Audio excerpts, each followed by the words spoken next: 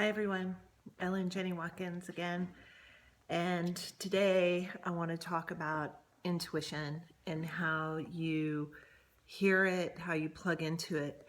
And I was thinking about this today because when I paint, it's all intuitive. Like sometimes I get an image that I work towards, but even that image is intuitive. And I paint from feeling and I paint from listening to this directive that tells me what's next. And over the years, I've been asked, how do you hear that? How do you connect to your intuition? How do you figure that out? And I wish people would say, or people would say to me, I wish I could hear it too, or even I wish I had the courage to hear that. Because that's kind of the secret, is that once you hear it, you actually have to have the courage to take action on it. So here's the way I hear it. Here's the way I key into it.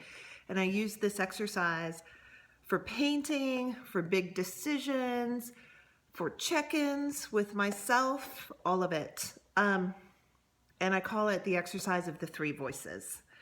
So I believe you actually have three voices in your body. You have your head voice, you have your heart voice, and then you have your gut voice, deep, deep down inside. And back when I was in college, I don't know how I realized this, but I just did. And whenever I was trying to make a big decision, if I thought about it too much, it became a very logical decision and logically minded. And I have to be careful about that. I'm a lawyer's daughter, and I do have the ability to reason and logic a decision really, really well. The second voice is your heart voice. And this is the voice that says, I love it, or I want to, or hell yes, but because you want it, or I love him so much. Like that's that voice that we have. And then your gut voice for me was always this true voice. So if I could quiet the logic, move beyond the passion and the want of love, I could get down into my gut. And that is this deep, resonating knowing that we have. Now, the trick to this is that your gut voice is usually this first intuition, if you will. That's why they call it gut intuition. Like it is the instantaneous first voice that you hear, but then you can reason it and you can emotion it all you want. So you have to be able to filter out these other two voices in order to get to your core voice. So the way I've taught people to do it over the years is that you shut your eyes,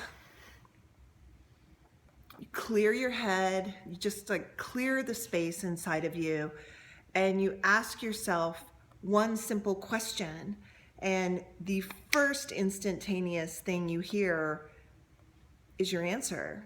And you can logic it all you want, and you can emotion it all you want, but the answer is the answer.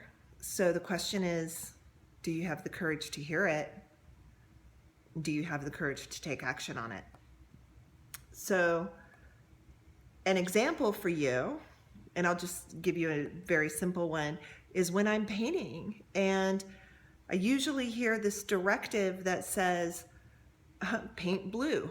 And funny, the painting I'm working on right now, it's what I've been hearing all day. And so that's probably why I'm thinking about this. It just says paint blue. And so I know if I go paint yellow or if I go paint red, because that's what I think it needs, I'm going to keep hearing paint blue, paint blue. And it's only after I paint blue that then I'll hear, okay, now you can paint yellow, right? It actually creates this border or barrier, if you will, to what comes next. You have to be able to follow your intuition to understand what the next step is. And I think that's part of where people get tripped up in the logic, is they want to see 5, 10 steps out. They want to know the solution. But if they're not willing to take the first step here, you're not going to necessarily hear what that solution is.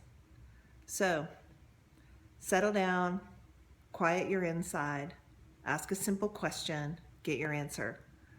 If you need to ask another question, go ahead. You'll get your answer. And you keep going. And I'm sure I'll share more stories about how I've used this exercise over the years. And until then, here's to following your gut, connecting to your intuition. Bye, everyone.